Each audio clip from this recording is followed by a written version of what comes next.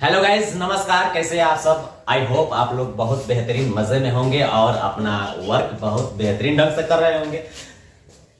Guys, हम बता दें कि इसके पहले आपको रीजनिंग यानी कहें तो रीजनिंग एक ऐसा चैप्टर है जो कि अपने आप में वो बहुत ही महत्वपूर्ण मुद्दा रखता है। मुद्दा कहने का अर्थ है कि किसी भी एग्जाम में जाइए, किसी भी एग्जाम में घुस जाइए, चाहे वो नवोदय विद्यालय हो, चाहे केंद्रीय विद्यालय हो, चाहे टीचर के एग्जाम हो, रेलवे के एग्जाम हो, एसएससी के एग्जाम हो, यदि दुनिया के कोई भी एग्जाम कह लीजिए, उसमें रीजनिंग घुसेगा।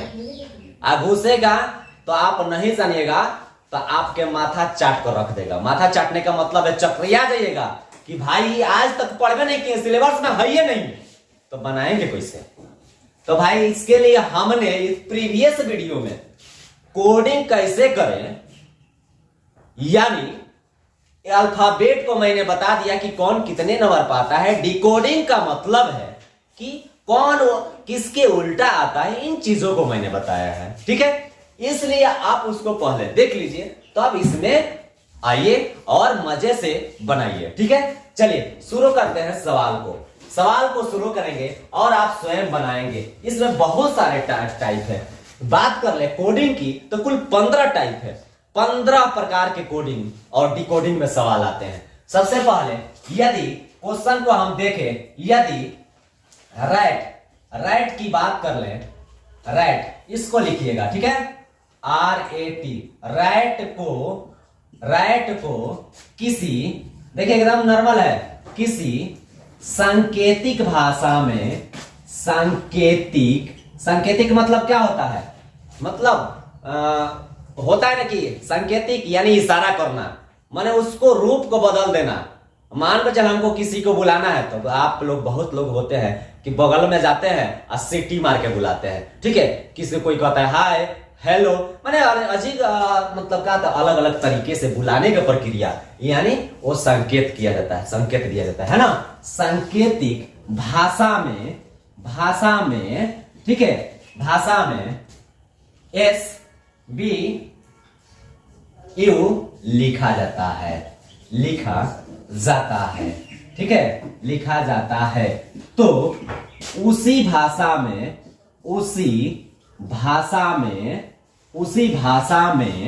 है ना, कैट को कैसे लिखा जाएगा,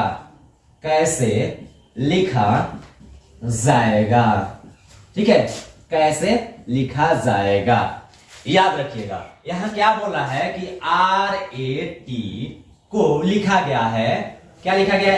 SBU, ठीक है, SBU लिखा गया है।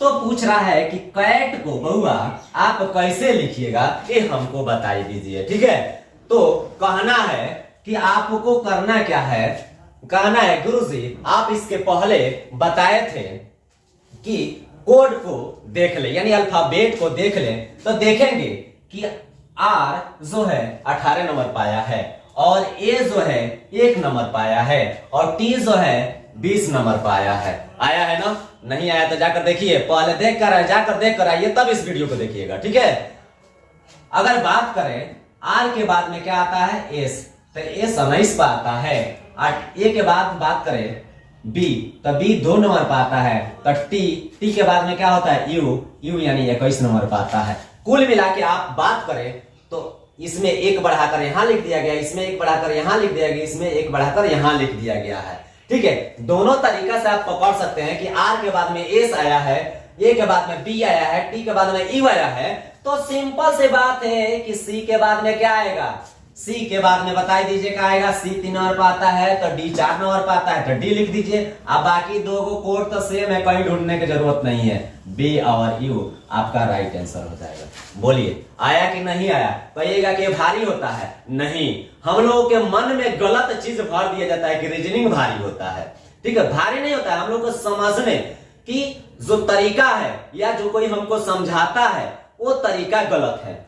हमारी माइंड भी कमजोर नहीं होती है, क्योंकि आपकी भी क्या है? 2 काने हैं, हमारे भी 2 काने हैं, 2 आंखें हैं। सभी इंसान की यानी प्रवृत्ति सेम है, लेकिन लॉजिक यह है कि समझने और समझाने की प्रक्रिया अलग अलग है। इसलिए बबुआ या भैया जो भी हैं, मैं आप लोगों से रिक्वेस्ट करना चाहूंगा कि आप ध्यान से पढ़ें, आप पढ़कर अपना कैरियर बना ले। ठीक है, मैं इसीलिए यूट्यूब पर आया हूं, नहीं तो मेरा कोई इरादा नहीं है कि इतना आकर चिल्लाएं, आपको समझाए, वो भी फ्री में, वो भी फ्री में। इसके लिए आप मुझे क्या देते हैं? कुछ नहीं, एक वीडियो देखेंगे, कहेंगे बाकी इसको भगा दो, भगाओ, कोनो काम का नहीं है, खाली बकबका रहा है।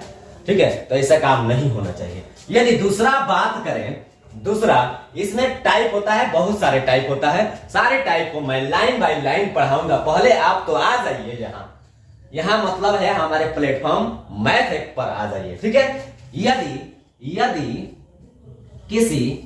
किसी सांकेतिक भाषा में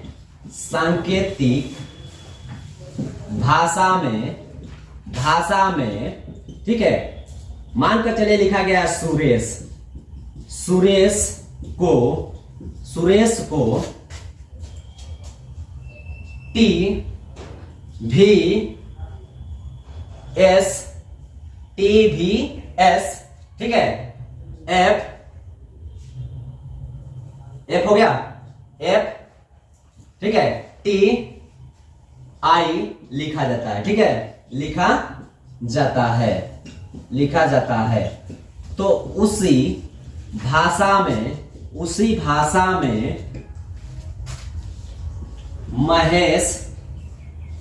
महेश हिंदी में लिख दिया होगा, महेश को कैसे लिखा जाएगा? कैसे लिखा जाएगा? देखिए, हिंदी और इंग्लिश इसमें मिक्स चलता है। ठीक है, और ये बहुत ही किसी भी एग्जाम के लिए निर्णायक होता है। इस पे अगर काबू हुआ तो आपका जिंदगी सफल। ठीक है, और एक चीज है, इसको कहते हैं तार्किक क्षमता, माइंड को विकसित करता है, माइंड को तेज करता है। खुद को तेज कीजिए, रीजनिंग पढ़िए, नौकरी मत कीजिए, लेकिन माइंड को बढ़ा तो जरूर लीजिए। ठीक है, माइंड को विकसित कीजिए। तो यहां पर अगर देखा जाए कि अगर सुरेश बाबू को क्या लिखा गया है, तो TVSFTI लिखा गया है, यानी एस के बाद में टी आता है, यू के बाद में भी आता है। ठीक है, यू के बाद में क्या आता है? भी, आर के बाद में एस आता है, ई के बाद में एफ आता है। ठीक है, और एस के बाद में टी आता है, एस के बाद में आई आता है। तो महेश बबुआ को आप क्या लिखिएगा? जल्दी से तनी कमेंट बॉक्स में आप ही बताई दीजिए कि मेरा मन गदगद हो जाए, तो हम भी बता देते, आप भी बताइए साथ साथ। एम को आगे एक बढ़ाएंगे, एक स्टेप बढ़ाएंगे, यानी इस पर नंबरिंग भी करके आप लिख सकते हैं, या खुद इसको बढ़ाकर भी लिख सकते हैं। एम के बाद में एन आता है, क्या आता है? एन। ए के बाद में क्या आता है? बी आता है। एच के बाद में आई आता है, ई के बाद में एफ आता है, एस के बाद में टी आता है, और एच के बाद में आई आता है। ठीक है, एकदम सिंपल सा है। इस तरह से रीजनिंग का खेला हम लोग समाप्त करेंगे, क्योंकि यह स्टार्टिंग है। स्टार्टिंग में हम बेहतरीन तरीका से आपको समझाने की कोशिश करेंगे ताकि कंसेप्ट समझ में आए। तो अपने आप प्रैक्टिस शीट को ऐसे मारिएगा, एकदम धूरा धूरा उड़ा दीजिएगा। आपके लिए लेकर आ रहे हैं महा धमाका प्रैक्टिस सेट। अगले जो हमारा वीडियो होगा उसमें, तब तक के लिए मिलते हैं। जय हिंद।